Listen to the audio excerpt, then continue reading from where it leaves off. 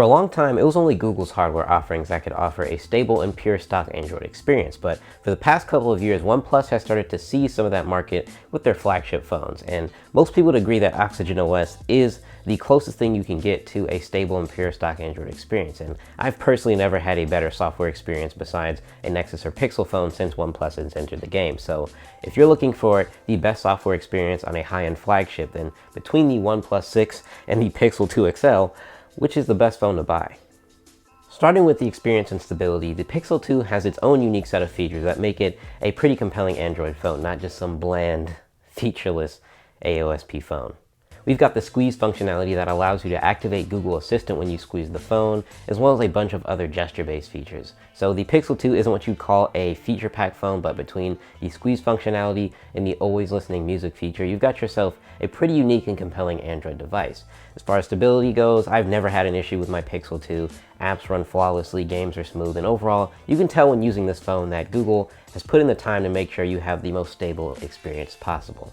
The OnePlus 6 has a bit more going for it overall than the Pixel 2 in terms of features, as there are far more options to play with in the settings. You can customize the navigation experience using either traditional nav bar buttons or gesture-based navigation, which gives you more screen real estate. You have off-screen gestures, which allows you to do like the V gesture for the flashlight, the O gesture for the camera, M for music, or you can select those gestures to open applications. You can also do a bunch of different gestures like 3-finger screenshot. You can use the fingerprint reader to take pictures when you're in the camera app, just a bunch of different stuff like that. You've also got some gaming mode features in the advanced menu, which gives you a more immersive experience. Things like answering calls on speaker mode automatically, just handy little things like that. Stuff that Google phones like the Pixel or Nexus devices have never had so far. So overall, it's a far more interesting device in terms of software, as the Pixel 2 is pretty stable, but the OnePlus 6 just has far more interesting options for you to get into. And in the past, OnePlus hasn't had the most stable software experience with their devices, but I'd say since the 3T, they've really perfected their software formula, and I've never had any issue with software since. No lag, no hiccups, just a really smooth everyday experience. Next, with updates and support, the Pixel 2, of course, is more or less the reigning champ here.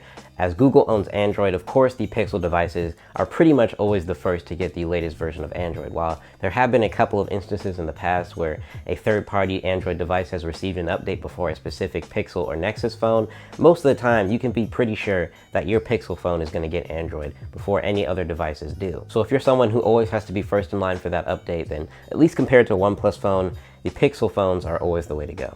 OnePlus is very adamant about making sure they get their updates to consumers in a timely manner, but that usually means you're waiting a few months because you have to make sure it's smooth, it's stable, there are no major bugs, and it's ready for people to daily drive. Now, there are typically betas that you can download well before the official release that give you that same experience, but of course OnePlus doesn't recommend that you daily drive them, as they are not 100% ready. Whereas the Pixel phones, you pretty much get the update immediately as soon as the new version of Android released, and you're good to go. And OnePlus really hasn't had the best time releasing updates in the past, as I can recall at least one time where they've had to essentially recall an update because of a major bug or exploit. But in terms of getting out updates faster, that might be changing because, as you guys might know, Google worked with OnePlus to get a developer preview out of Android P for the OnePlus 6. So that could mean that we could be getting our betas and official releases much faster going forward. So that's a promising sign. But the Pixel 2 takes the cake in terms of updates and support. Now, when it comes to special perks, the Pixel 2 once again has the OnePlus 6 beat,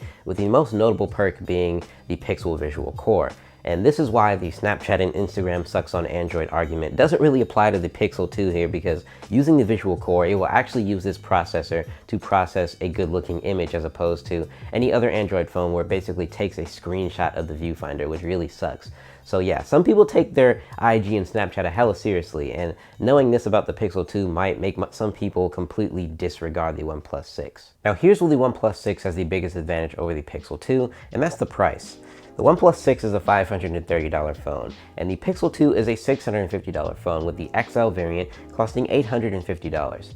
The Pixel 2 has the best smartphone camera, better application support, and you get the latest version of Android more or less the minute it's released.